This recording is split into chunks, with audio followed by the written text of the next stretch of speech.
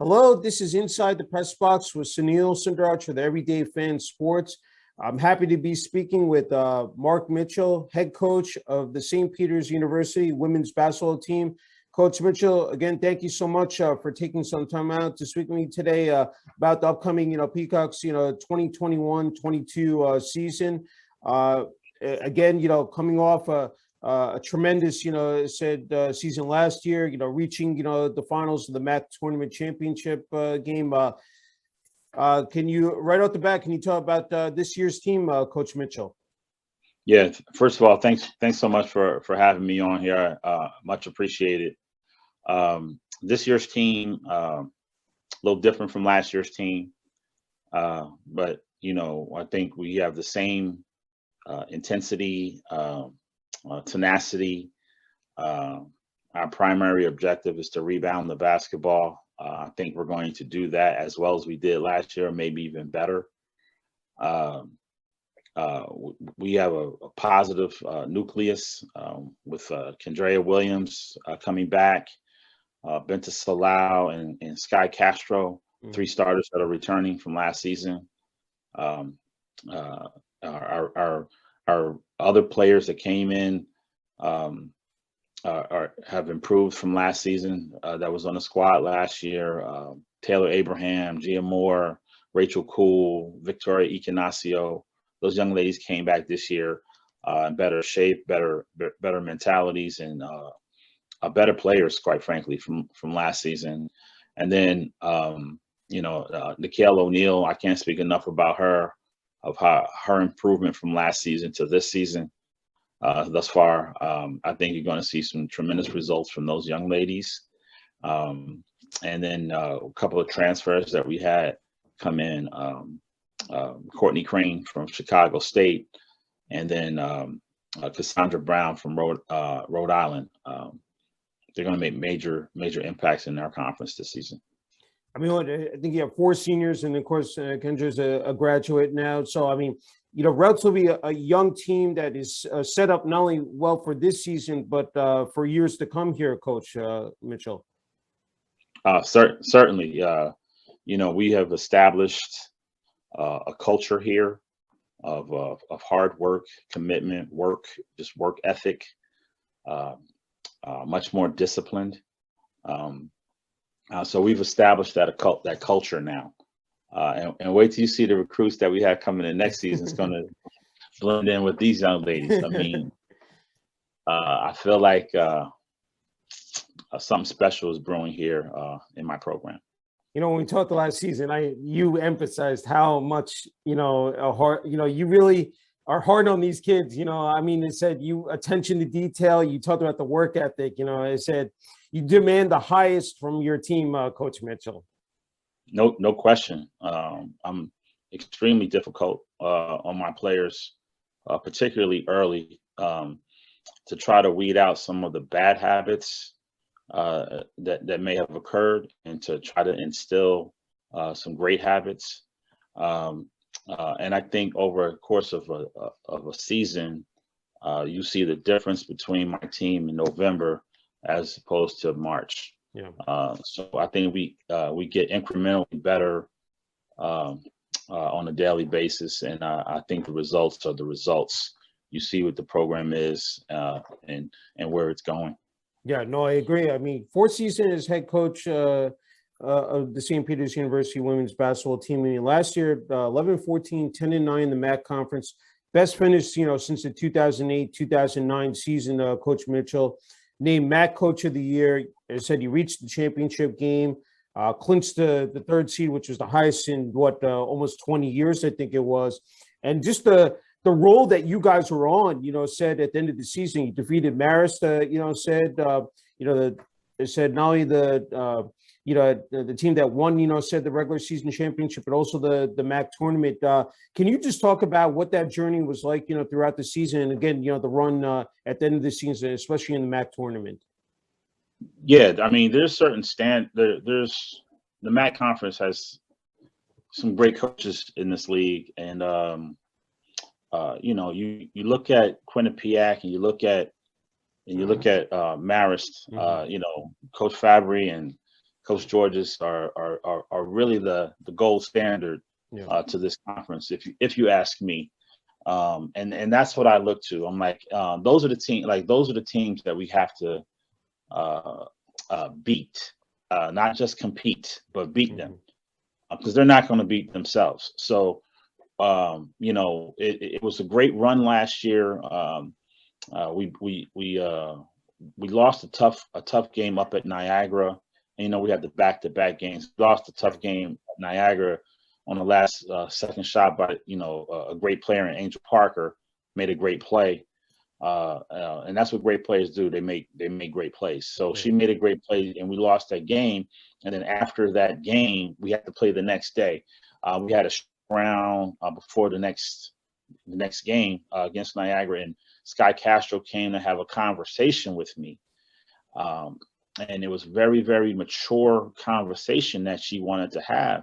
And after that conversation, I was convinced. I said, "Oh, we're going to win the chip this year." Like when Sky's going, we're going as a unit. So we went out and won that game, and that's kind of where we got started on the roll right there, and just really playing together. And I think when we got to the championship game against Marist, they were at full tilt. We were at full tilt, and it just shows the level of intensity that you must have in a championship game. And I don't think some of us were ready for that.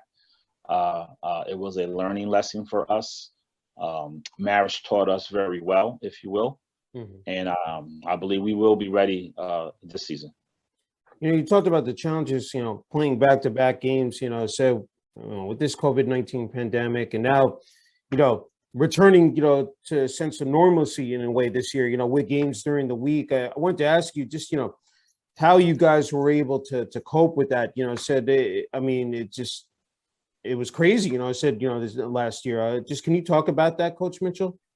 Yeah, I want to give credit to my players with this. I mean, as a coach, you whatever's you have in front of you, you deal with it. Yeah. Okay. So, and for young people, particularly the young people, had to, they were staying with each other. They couldn't go out anywhere, couldn't do anything, couldn't see their families, didn't go home for Thanksgiving to see their families, didn't go home for Christmas to see their family. And now, we're playing this team. No, we're not playing this team. We had to go somewhere else and play. Like everything was chaotic. Throwing a curveball every time. Yeah. Every week it was something. Yeah. First weekend we were supposed to fly up to Niagara and play Niagara that weekend, and boom, no, you're not playing Niagara. Oh, Iona. Iona was supposed to come to St. Peter's and play St. Peter's, but we couldn't host. So we went over to Iona. We gave up a home series to play Iona at Iona to open up, MAC conference play. So, it was constantly curveballs being thrown at us. Credit my players for being so resilient and handling the adversity thrown at them. I think that the thing was we were just really mentally tough. Like we were mentally tough throughout the year, and hats off to my players. And you didn't have a home court to play on. That was, well documented, Coach. I mean, I heard your frustration when we talked, on the phone. It said having to play on, New Jersey City University's, home floor, and the fact that you had to practice at a high school gym, and the fact that you guys were able to accomplish so much, again, just a testament, to all the hard work, said the discipline. Can you talk about that? I mean, that's just, and now I wanted to ask you what the update is now with the Yanatelli Center and what's going to happen for this season. Yeah, well, for last season, it stems from my mentality. Like, it's just how I am, who I am. Doesn't really matter what you throw at Marc Mitchell. I'm going to handle it. I'm going to take it. I'm going to win. Like, I don't let obstacles stop me from being successful. In fact, the more you throw at me, the harder I go, and the more focused, if you will, that I become. So it's kind of like trash talking to Michael Jordan. Like, why would you do that? Like, leave him alone. and then he may be just average, you know. But no, it's like that for me. I lock in, and the more adversity is thrown at me, the more disciplined I become. So, it was crazy last season, but I didn't let it affect me. And players, they're going to feed off of their head coach. And again, hats off to my players because they didn't let it affect them. We prepared for, I don't forget who we were preparing for all week, 1 week, and Thursday after practice, I get a phone call from my AD. Hey, the MAC needs somebody to play Manhattan on Saturday. I'm like, we prepared for another series. So we're like, okay, no problem. We'll play them Saturday. And I call up my players. Hey, we're playing Manhattan Saturday. So we got practice tomorrow. We're going to prepare for Manhattan. Now all week, we prepare for somebody else. I think it was Fairfield at the time. So it didn't phase us. Like, we won't allow anything to phase us. That's great. And this year, the Anatelli is completely renovated. Beautiful. Okay. It is absolutely gorgeous. You got to come out and see it. Definitely. You got to come out and see it. Our men is playing an exhibition game November 1st against NJCU. Okay. And then on November 3rd, we're playing an exhibition game against NJCU to open up the arena. So that's terrific. That's great to hear. That's great to hear. Let's talk about this schedule, Coach Mitchell. You talked about the exhibition away at Rutgers and Lehigh, I believe, home to Wagner and Howard, away at NJIT, home to Morgan State, away at Delaware State, home to Coppin State. Then I believe the MAC openers on December 17th away at Niagara, and then you go to Canisius afterwards, the following game. So let's just talk about, the beginning to the season, just again, what your expectations are here. Yeah, we starting off, some serious competition. We're playing Rutgers. I know Rutgers, their tradition and of pressure defense and hard work. I know they have a whole slew of new players there this season, so it's going to be very, very difficult to even scout them. But and it's the first game of the season, so I don't have any film on them. So that's going to be very, very difficult. But we're going in with the mindset of just going to, we're going to fight and let's see where the chips fall. Lehigh is the next game, which is, Lehigh went to the NCAA tournament last season and their preseason pick number 1 in the Patriot League this year. So, they're going to be an extremely tough out, and they're going to be home and so I'm sure they're, having crowds there now is going to assist them. But we're looking forward to that challenge. And then the following week we play Wagner for our home opener. And Wagner has a new coach. He's a great guy and he's a great coach as well. So, we're just looking forward to all of that stuff, and then opening up, this year for MAC play December 17th and 19th. We're up in Buffalo playing Niagara and Canisius on that Sunday. So we're looking forward to our Buffalo swing in December. Right around when finals are over. So we're really just excited to get started, and we want to get out and work, and we want to show everyone that last year wasn't a fluke, because I'm quite sure there are many people out there that believe that last year was just, it was a COVID year, this happened, that, and it was a fluke. No, myself, my coaching staff, we can coach. Our players are hard-nosed kids. They want to play and they want to work. We lost a great player in Taya Thornton, graduated, and another player decided she wanted to transfer. So, we just want to get out and show the country that, we were for real. We weren't a fluke.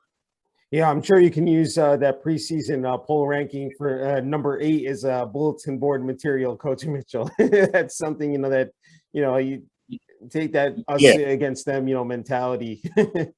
Well, I mean, it's a clear indication of what they think of us. I don't have to make anything up. It's right there in front of you. This is what they think of you. And then, the 3 teams that we're picked ahead of, all 3 of those teams have brand new coaches this year. It's their first year coaching in the league. So Mm-hmm. it's clear what they think of us. So Yeah. I don't really have to say anything. So it's funny, like I was in bed watching Friday Night Lights last night, 9:15, and I get a call. 3 of my players are on FaceTime, and they're borderline angry. Like, coach, they got us 8th. Yeah. They're borderline angry, and I'm like sitting there like, this is what they don't think much of you. Mm-hmm. So this is what it is. Yeah. So, every great team takes on the personality of their head coach. So obviously, how I feel. It's true.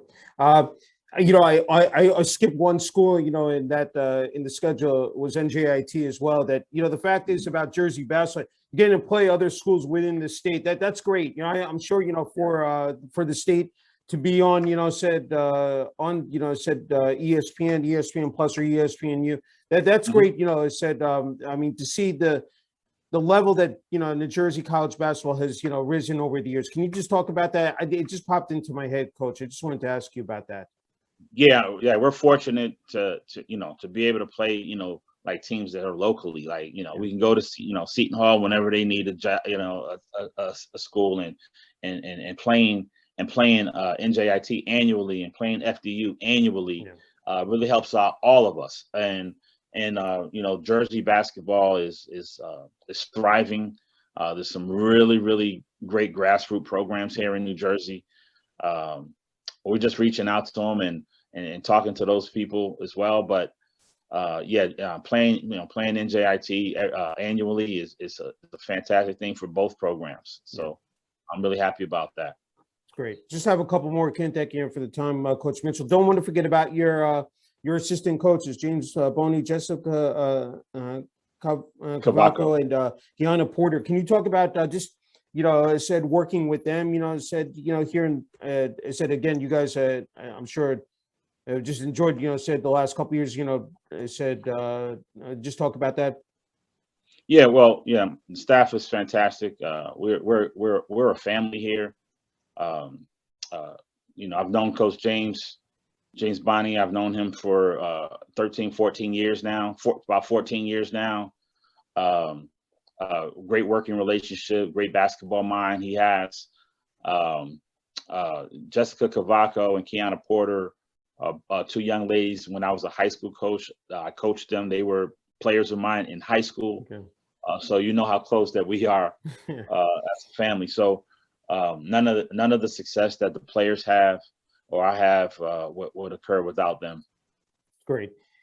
And also, administration, athletics play a huge part of this as well. Director of Athletics, Rachel Paul, and I believe President Eugene J. Cornacchia, I believe, if I'm mispronouncing his name, I apologize. Can you talk about that component as well, Coach Mitchell? It's President Cornacchia. Oh, Cornacchia. I'm sorry. No worries. Yeah, my apologies. If you can talk about that as well with the administration, it's just important as well. Yeah, they're doing a good job of getting renovating the facilities and getting the facilities up, and they really support the athletes here at St. Peter's. Men's basketball is doing a tremendous job with Coach Holloway. Mm-hmm. And that program. So they're doing a great job. It's great. I don't want to forget, it's going to be great to have fans back in the stands. You have alumni, and just to get that support. I'm just wondering what that process has been, especially now that, last year it must have been really, strange, playing in front of, said hardly anybody or, no one. I just wanted to ask you about that. Just how electrifying that's going to be, said in, a couple of weeks, when you're, playing there at the Yanatelli Center, Coach Mitchell. Yeah, I'm sure it's going to be a different feel this year. Like last year was like you said, hardly anyone in the arenas that we were in. So having fans back, knowing that there are going to be fans back, it's just really going to, I guess, add a little juice to all of the games. So I know everybody's excited about it, having them there. I'm sure there's going to be some stuff being yelled from the stands now, a little bit more trash talking, which I love. I'm feeling really excited about it. I'm glad the fans are back. I'm glad they're here to see a great product that we're going to put out here at St. Peter's. Yeah, I mean, you got that logo in the background. When that what you want that jersey to represent, when the players put it on, every time, whether it's a home or away game, what the message is, what that motto is, for St. Peter's University women's basketball. Yeah, everybody knows like our motto is as one. So we do everything together. It's about the team. The team always comes first. The young ladies don't play for themselves. They play for each other. They play for their sister. So that's what we're all about. It's about togetherness and to be quite frank, this is way bigger than basketball for us. We're going to develop long lasting relationships well beyond the ball, because the ball is going to stop bouncing eventually. Mm-hmm. And what do you have left? We have each other. Yeah. No, excellent point you made. And also another thing is that it's just not about athletics, Coach Mitchell. It's the academic, part as well. That being a student athlete as well. And it's a lot for them to tackle. They have to be, well organized. Time management. Can you speak to that as well? Yeah, I mean, we take academics very, very seriously here. Again, basketball is going to stop. What's next? So we take that very, very seriously. We had a team GPA of 3.56 last season, which I'm extremely, extremely proud of. Yeah. And over the summer, our kids, had to go to summer school. So we give them a summer class, and everybody takes pride in their academics. And quite frankly, our culture here is our players really police themselves. So they're on each other about making sure that you get your classwork done. We need you to get your classwork done. Our team GPA is this. So we're fortunate in that regard. That's great. The final two I have for you, Coach Mitchell, from that first season, you went through your growing pains. Said under 500, but to see where this program has taken off year after year. Now, coming off last season, I'm just wondering for you personally how satisfying that is. I know that every year is different, but just the fact that to see where this program has progressed. Just had to get your take on that, Coach Mitchell. Yeah, I could say I'm happy, but I wouldn't say I'm satisfied. I'm not even close. I'm not even close to satisfied. like that satisfaction is way off. I am pleased. I am pleased with the progression. I am pleased to see that the culture is starting to rear its head now. Of togetherness, of fighting for each other, of mental toughness, resiliency, all of those things that encompasses as one. Our culture is starting to rear its head now. So our first year, we won 6 games my first year here, and that's more than they won in the previous 2 seasons. That's true. So I'm really, really happy about that. The next year we improved. We were preseason picked 11th, last in the conference, and we ended up 9th. So there's the improvement. And now last season, here we go again, improving. Particularly in crazy times, we were preseason picked 9th, and we finished 3rd. So, I mean, anyone who has their eyes open will see where the program was before Marc Mitchell and where the program is with Marc Mitchell. So we see where it is and where it's going. Okay, Coach Mitchell, final question. What is your message to the fans out there, alumni, said not only locally here, but, nationally might be watching for, it said the St. Peter's University Women's Basketball 2021-22 season? Come out, man. Come out and watch us. I think you will be pleased with the product. I think that you're going to be extremely pleased with how hard these young ladies work, and quite frankly, our staff, how hard we work as well. We are very detailed in what we're going to do, but we are going to play with a little chip on our shoulder. I mean, preseason picked 8th. Okay, we'll see how that turns out. Sounds good. Coach Mitchell, again, it's been a true honor and privilege, interviewing you. Thank you for the opportunity. And again, wishing you, the rest of the players, the coaching staff, all the best, in the 2021-22 season. Thank you so much. Appreciate you. Always will appreciate you. I really do appreciate you. Thank you so much. Thank you, Coach Mitchell.